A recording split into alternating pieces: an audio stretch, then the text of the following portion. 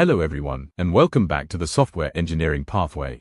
I'm Sam, and today we are zooming in from the high-level process to the specific tools of our trade.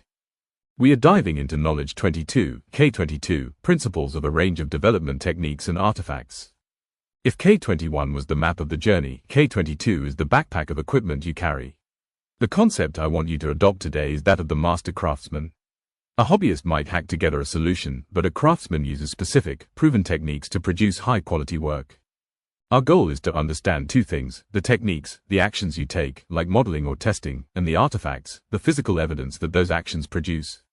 In a professional environment, if you don't have the artifact, the work didn't happen. It's just magic code, and we don't want magic, we want engineering. Let's decode the standard. K22 asks about techniques and artifacts. A technique is the method.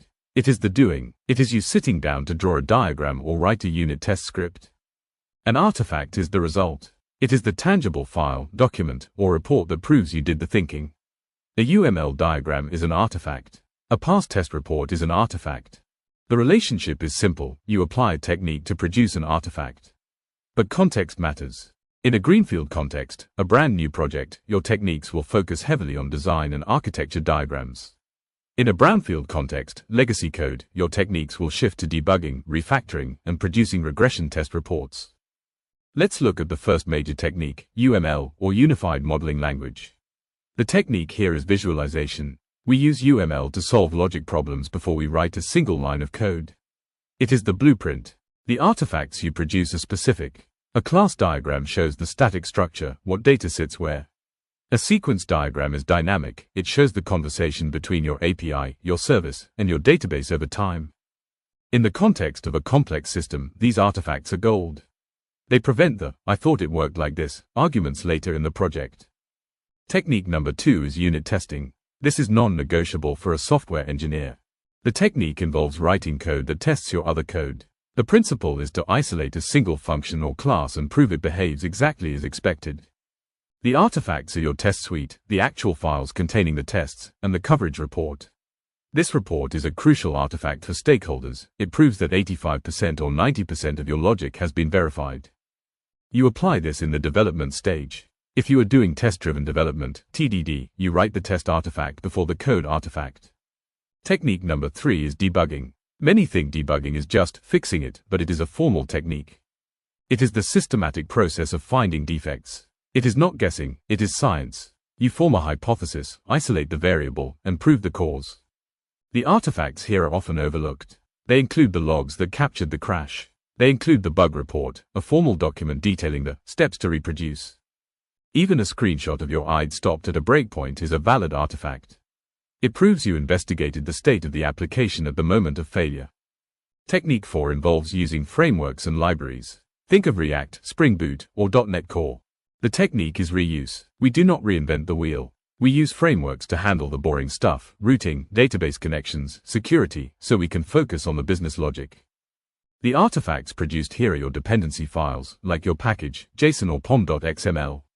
These files define exactly what tools your project needs to run.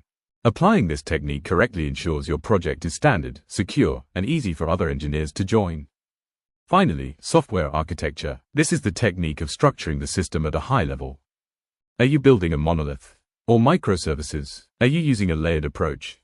The artifact is the architecture diagram. This is the big picture map that you stick on the wall. Another vital artifact is the ADR, Architecture Decision Record. This is a text document where you write down why you chose microservices over monolith. It preserves the history of your decisions. This is applied in the design stage and determines if your system can scale or if it will collapse under load. How does this apply to you specifically? As a software engineer, you are the primary creator of all these artifacts. In design, you don't just talk, you draw the UML to clarify complex logic for the team. In build, you select and configure the right frameworks to make your life easier. In quality, you don't just hope it works, you produce unit test reports to prove it works.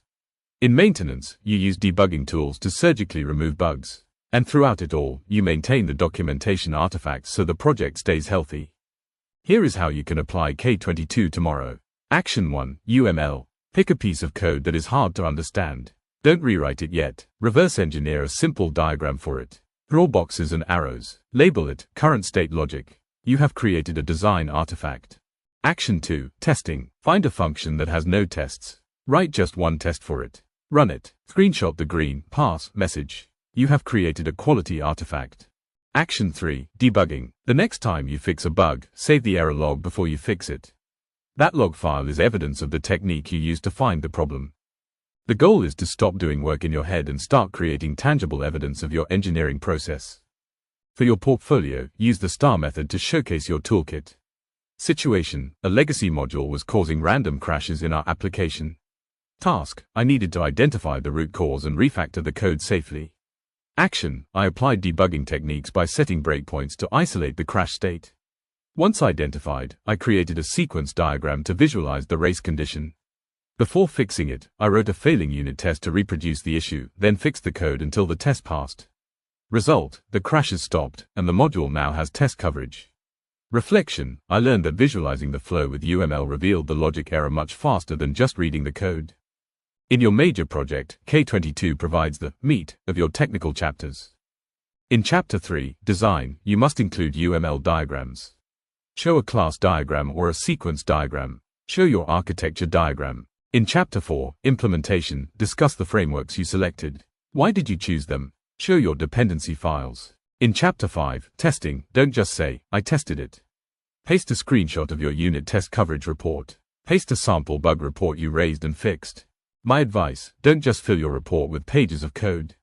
Paste the plans, the diagrams, and the proof, the tests.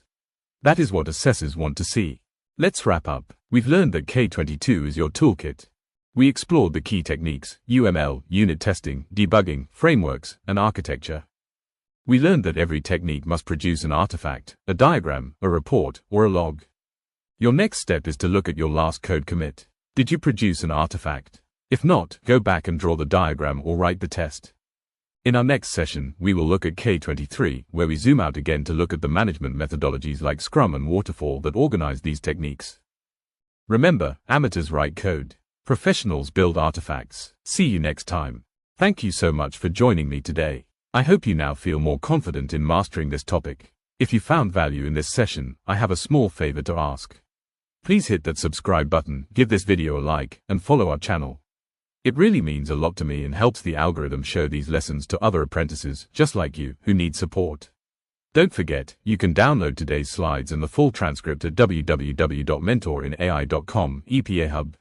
While you are there, check out our mock interview and portfolio review services to make sure you are fully ready for your EPA. See you in the next video. Keep learning.